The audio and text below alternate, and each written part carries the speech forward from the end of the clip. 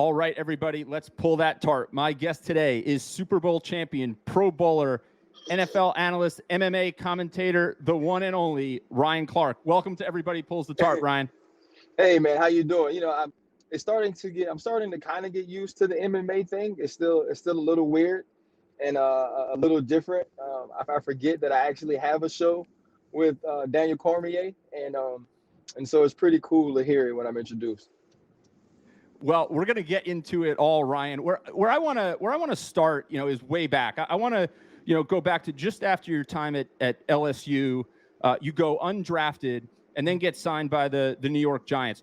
Talk about that period, having a lot of success at LSU, but being undrafted. How do you process that and then take the next step in your career? I've always been kind of like level-headed. I've always understood things, I think, from a different level. I knew about mid-season that I hadn't played it as well as I had the 2 previous years in my senior year. And Coach Saban actually pulled me in to have a conversation before we played Kentucky.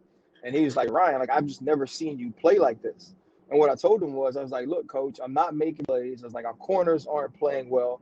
We aren't great in the secondary. I've been trying. And he just goes, just calm down, man. Just relax, go play ball. I finished the season pretty good, played well. But, I was 190 pounds. I wasn't a 4'3" guy. I didn't necessarily blow the roof off of the combine or the pro day because I didn't even get invited to the combine. And so you start to know that that's kind of where you stand. I didn't get any bowl games, any of those things. But the other thing was, though, I played at a high level in the SEC before. I'd played against all these dudes they were telling me were going to get drafted. I had played better than them in spurts. And I knew if I got my opportunity, and I got a fair shake, that I could make it. And, luckily for me, I got an opportunity in New York, and I was there for 2 really good years, and it taught me a lot. So sticking with that period at LSU, you play in 36 consecutive games, incredibly consistent.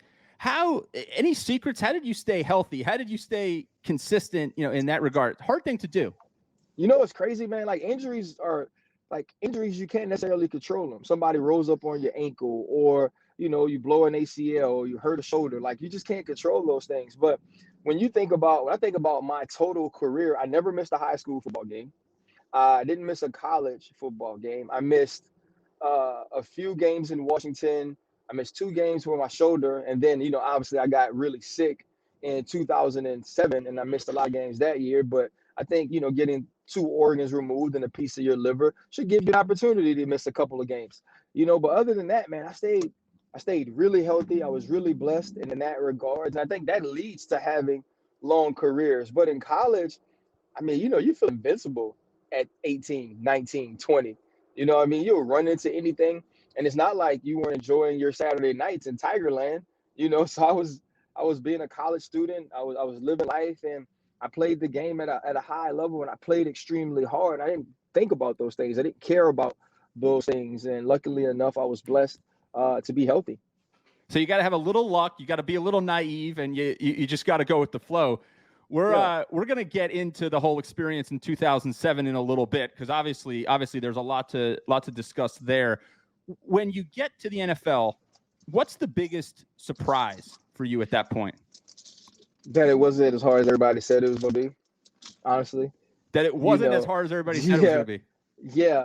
And I think people preach that to me so much because I was undrafted, and it's like even now when I talk to people and they ask me about my career, if they're not like you who studies the game and who knows, people think I was drafted. I'm always asked that question, what round were you drafted in? And I have to explain to people, well, I wasn't, because they see 13 years and the rest of it. And so getting there, everybody's like, the learning curve is so hard, but I was always just a very intelligent player. I had Coach Saban, who made you make a ton of checks. I went to a private high school, and we checked defenses in high school.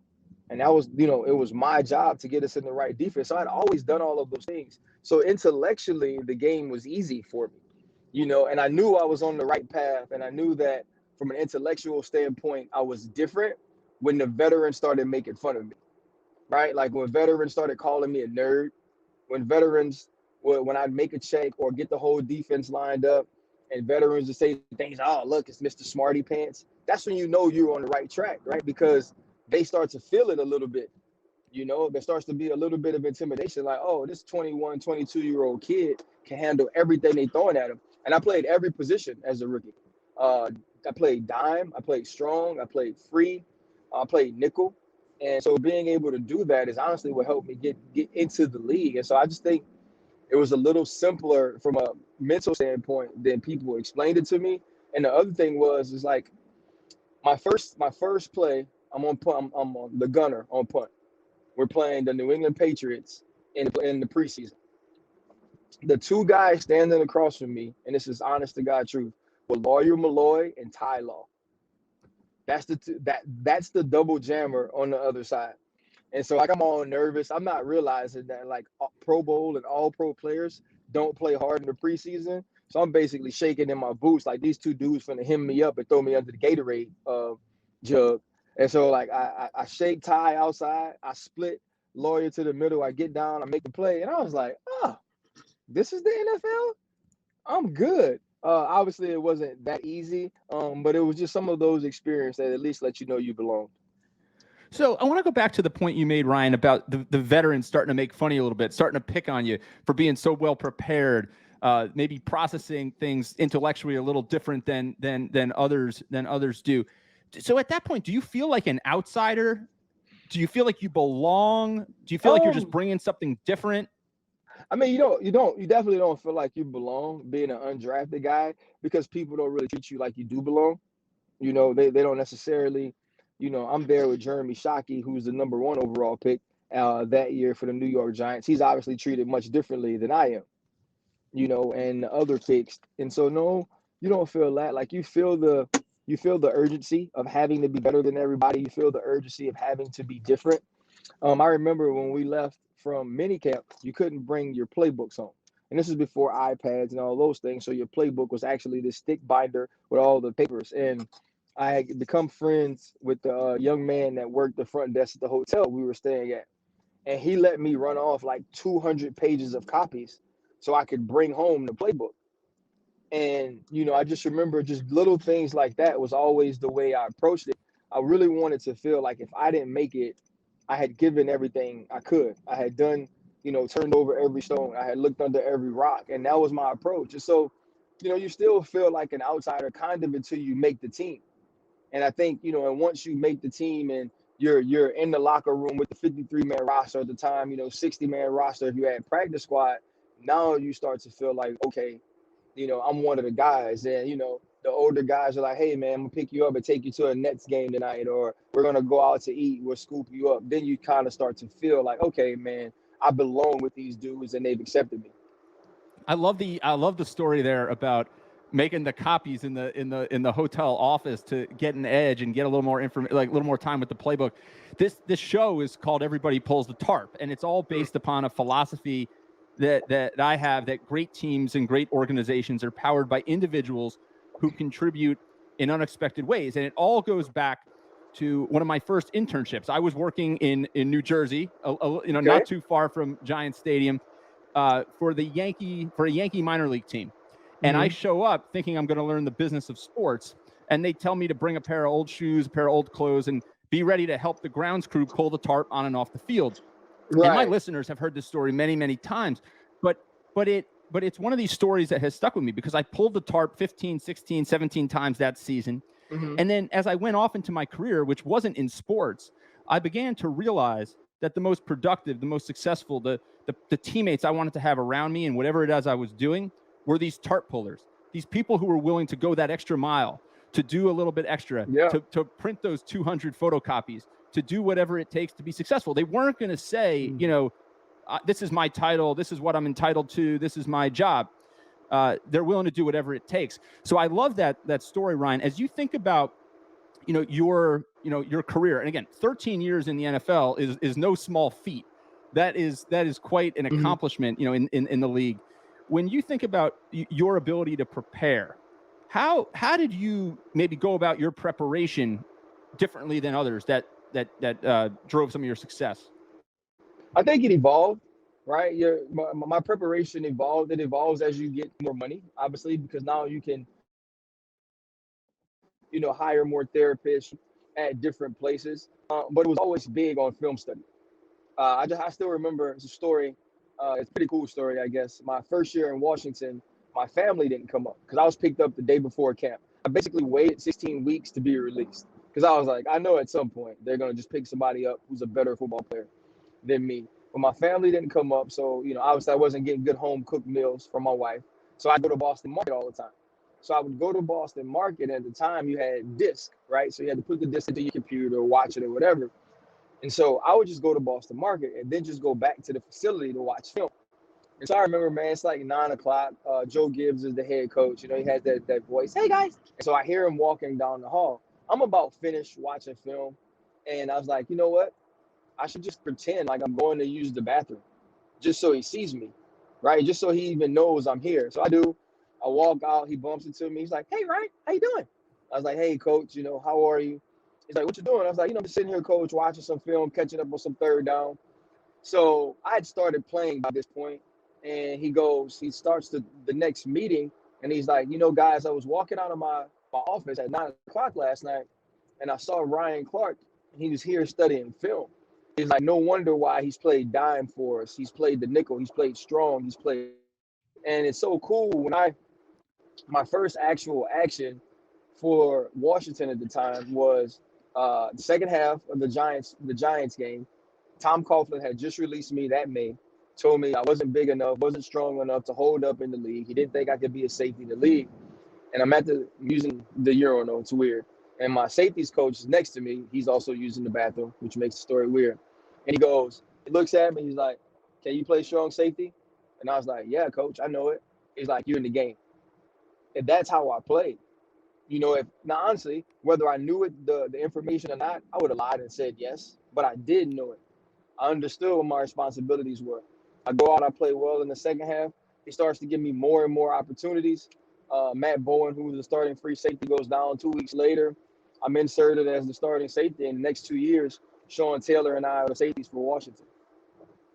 So is it like this belief and confidence that you have because of kind of where you've been and the people who've helped you get where you are? Is it just this innate ability to out prepare others, to have the information to feel? How did you said there you were going to feel ready regardless? How do you feel ready? I think I get a lot of questions now from the guys I train at DB Precision about how to study film. And I always tell them you have to develop your own way to study film. Like you truly do. You got to figure it out yourself because it's about how you retain information. I've always, like even in college, I had the sickle cell trait. I didn't realize how that would affect me.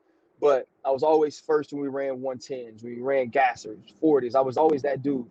I won the award for, whoever worked out the hardest that summer my senior. So I was always that. But from a mental standpoint, if you told it to me or I saw it, I never forgot it, as long as it pertained to football. And so I remember Matt Bowen, who I mentioned, just like kind of having a fit and just laughing about it, and also being a little bit disgusted in that we'd go to meetings, they tell me the tips and tendencies of teams, you get a 10-minute break, and then you'd go to walkthrough. And whatever formations it was, whether it was 3-by-1, slot formation, I formation, if they gave me 4 things to watch, I could name all 4 things 10 minutes after they told it to me. It was just how my brain worked. And so then being in that my brain worked like that, I now understood what to look for when I studied film. And so I think my preparation was good because it excited me that I was good at it. Like it was like, okay, I know if I watch this film, I have all this information. I'm gonna be able to go back to practice and help, whether it's Troy, whether it's Ike, James Harrison, whoever it is, all of these great playmakers. I'm going to be able to help make them better because I can tell them where to be. I didn't have the stuff Troy had, but I had something different. And then having something different and us using those things together, it made us a great duo. It made us a great secondary, which made us a great defense. And so I think it was just the excitement of what the preparation made me, how good I was at it, that always made me continue to do it. And, I tell the guys all the time, you don't prepare to win, right? You prepare to make the other team beat you. And what I mean by that is, if Randy Moss catches a bomb on me, but I knew exactly what was coming, I lined up deep enough, I was in the perfect position, and he just jumped over my head, that just means he left the hospital with more than me. But If he beats me because I didn't know what was coming, I didn't understand the play, I couldn't anticipate, then that's my fault, especially if they shown it to me. And if you walk out of the stadium and you can say, you know what, Tom Brady was better today, Randy Moss is better today, but they didn't outwork me, they didn't out.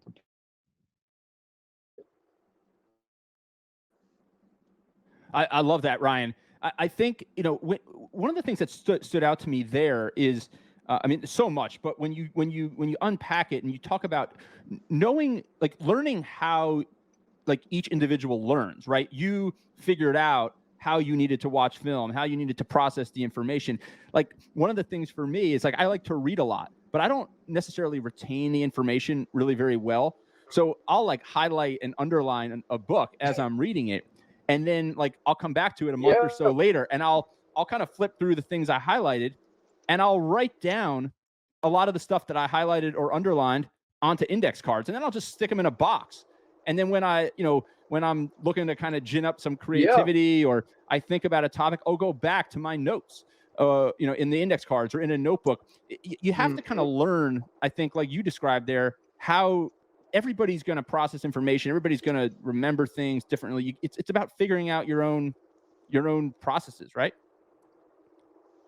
No, it absolutely is. And I think that's always the hard part when people ask me, how to watch film or how to do certain things. And so what I give them is a template. I say, well, if I had this on Tuesday, I'd study this on Monday. If I, and I'd go through it. And I'd always tell them, I never looked at film, notebooks, anything the day before the game, anything the day of the game. Because my thought process was, if you have done everything you were supposed to do, if you studied the way you do every single week and the way you feel like has you prepared the best, then you shouldn't have to cram. And if you have to cram to learn it, then it's not that important. And that process always relaxed me, because if I got to Saturday for a Sunday game and I felt like, man, I've learned everything I could possibly learn. If I'm in walkthrough and I know every formation, I know what the plays are, I'm like, I'm ready to roll. And there was always comfort in that. And I think most of all, that's what you're searching for. You're searching for the comfort of knowing you're absolutely prepared as best you can possibly be for this opportunity. That's really spot on, Ryan. And it doesn't matter whether you're an NFL football player, medical student, high school, high schooler trying to ace their math test. It's all about, or a sales VP going into a sales meeting, making a pitch. It doesn't matter. It's about, did you do what you feel you needed to do to put yourself in the best possible position? When you think about kind of the influence, I mean, you talked before about printing out stuff, and now it's all on iPads.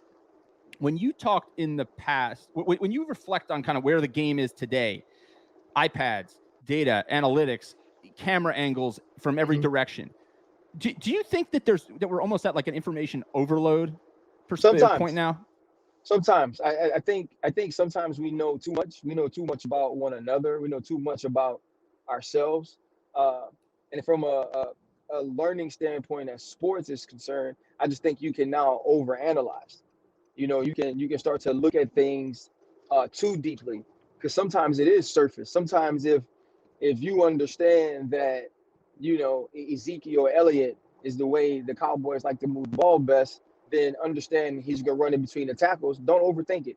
Don't overthink it that when Tony Pollard is in the game for the Dallas Cowboys, most of those runs are off tackle because he's the speed guy. It's when people start diving into it and looking too deeply. Let me look at the numbers. Let me look at the yards per carry. That's not really what it's about. Some of life is about feel. Some of life is about chemistry, is about atmosphere, is about energy. And I think some of ball is as well. And I believe we're trying so hard to take away variables that may cause adversity, because we're so scared of adversity now, right? Everybody wants everything to be so easy, and they want everything to be so comfortable. We want to be so comfortable as to now that we don't challenge ourselves. We don't push ourselves. We don't want to go into the unknown. And sometimes the unknown gives us some creativity and gives us some invention from the necessities of trying to overcome those adversities. And so, yeah, I think sometimes it's too much information, but I also think that information makes people comfortable. Ryan, you mentioned the word adversity there. So let's talk about what happened in 2007, because I think that's a great segue there to that part of your life and career. You have the sickle cell trait. The high altitudes in Denver, amongst other factors, caused a severe reaction in 2007, resulted in the removal of your spleen and your gallbladder, but you came back. Talk about that experience, kind of from the time it happened to, did you always know you were going to make it back? No, hell no. I didn't know I was going to live. I didn't know that I was going to ever get out the hospital. I didn't know if I was going to ever make it out of my bed some nights. And that was crazy. It was one of those things where I remember the night it happened, I go to the hospital, I kind of tell them what's going on, and they send me back to my room. So I'm in Denver. I call my wife, and I'm like, okay, this is how I feel. And, she loves me. She's like, I'm calling the doctor. I'm calling the team this, the team that. And I remember, man, I took a shower. I took a cold shower, and I turned the air conditioner down really low, and I just laid on the floor naked because I was like, maybe I can numb myself and this pain will stop. And we get back 2 days later, and they're telling me that I should be able to play. I have what's called a splenitic infarction, which means parts of my spleen died. And I can't even walk upright, but I'm trying to jog around the field because they're telling me that I have an opportunity to go. By the time I go in the hospital, a little over a month later, I'm down from 205 to 175, 160. By the time I get out of the hospital, you lose your organs. I just remember the doctor telling me, when you're cleared, we won't know if you can play. But this was only after he told me, had I not called him on Friday, that I wouldn't have made it through the weekend. And so you hear some of these things and you realize that, that you're here for a reason. And then the next was the challenge of coming back. I'm 160 pounds and I can't do a pull-up, and I'm a professional athlete. I couldn't do one pull-up. I was in, it's one of those humbling experiences because as a young man, you think you'll always be able to do everything. And so, you get the opportunity to work through that summer, work through that off season, and just run out of that tunnel as a starter to play the Houston Texans to begin 2008, and then to end that season, laying in confetti in Tampa Bay. It's one of the greatest experiences of my life, one of the greatest moments of understanding that God had his hand on my story. And, I'll never forget it. I can't even imagine. I'd be afraid to go to the grocery store, after having organs like that removed. I don't know how you build up the courage to go to, to get back on an NFL playing field. So you talked about laying in the confetti. Let's talk about the Super Bowl champion. I've always kind of been curious, and I always ask, the NFL guys when I talk to them who've had a chance to go to the Super Bowl. That has to be one of the most difficult experiences kind of in sport because, it's on a neutral site, lots of distractions. You're kind of out of your routine. There's all this other stuff going on. And you're only, oh, by the way, playing the biggest game of your life. So how do you deal with the distractions, kind of stay focused and succeed in an environment like that? I think you try to prepare the best you can. You understand that it's different, but you also know it's what you've been working for your whole life. And for us, it was making sure everything was done before we got there. The tickets, the family, all of these extra things, making sure your treatment was set up. And really, it doesn't quiet down until about Saturday night. Saturday night comes, you go to a different hotel. You're not staying where the family is no more. You understand it's just time to focus. And it just becomes football then. The national anthem is different. The jets flying over sound different. They look different. The stand seemed more packed, more excited. But something about playing football that happens is when you're on the field, everything zeroes in and all you see is the people on the field. You don't see the sidelines. You don't see the stands. You don't see any of that. All I see is Kurt Warner. All I see is Edgerrin James, Anquan Bolden, Larry Fitzgerald. And it just was football. It's like playing in your backyard then. And you're not thinking that this is the Super Bowl. You're thinking that this is 3rd down and 6. And I know I'm getting a high-low, and I got to break down to tackle Larry Fitzgerald. And he just, ran over Brian Dawkins 2 weeks before. And so that's kind of how you focus on it. And I think that's the beauty of sports. That's the beauty of competition, that if you're truly engaged in what you're there to be doing, the rest is just a blur and fades away. I think it all comes back to like what you said there, preparation, Ryan, right? Like the good, solid preparation, knowing your systems, your habits, what makes you tick is such a huge factor, whether you're playing in the NFL, you're doing something in business, you're doing something in your community, you're a teacher, you're a math student, it doesn't matter. It all comes down to preparation and then feeling comfortable when you're in that zone. Before I let you go, Ryan, I want to have a little fun and just talk about all this stuff with the NFL taunting penalties. I saw your tweet the other day. It's almost as bad, if not worse, as the college targeting penalties. What are we going to do here? I know sportsmanship is important, but we're taking the fun out of everything. But that's not sportsmanship. Making a play and looking at a guy and clapping, that's not taunting. That's not disrespect. These men, one, have worked their entire lives to be in the NFL, their entire lives. Two, they've worked all week to make whatever play it is that they made that they're excited about. So you're telling me I can't be excited? So you're telling me that I can't look at this guy, or that I can't clap, or that I can't flex, or that I can't scream, hell yeah. Like, that's ridiculous. We're adult men. And as long as it's not getting to the situation or getting to the point of disrespect, of violence, let them. If you want to throw a peace sign at me because you burnt me, good. You should, because you burnt me. It's my job to keep you from doing it. Right? If you wanna flex like this after you run me over, good, because it's my job to keep you from doing it. No, and the other point is, you got to know, you flex like that, you got to see me later. That's what's fun about ball. It's the competition. It's the excitement. It's knowing that the fans who are in the crowd screaming because you scored a touchdown, letting them know you're just as excited. And, this new rule, man, you get two of them, you're kicked out of the game. I just think it's some bull crap. I think these men have worked long and hard enough to understand, what's over the line, and we'll also police what's over the line. And so I hope it changes. Hope it's one of those things that gets to like the middle of the year and the officials are told to lay off of it a little bit, don't call it as much, because it's ruining some of these games. Well, Ryan, it's been so much fun spending some time with you. You surely have pulled the tarp throughout your career. You're continuing to do it with your community, charity work and everything. And you know what? We should be proud celebrating that, right? We should be proud celebrating Absolutely. that type of stuff. So Ryan, thank you again for spending some time with me this week. Yes, sir. Keep pulling the tarp, and we'll keep rooting for you, Ryan Clark. All right. Have a good rest of your week. Man.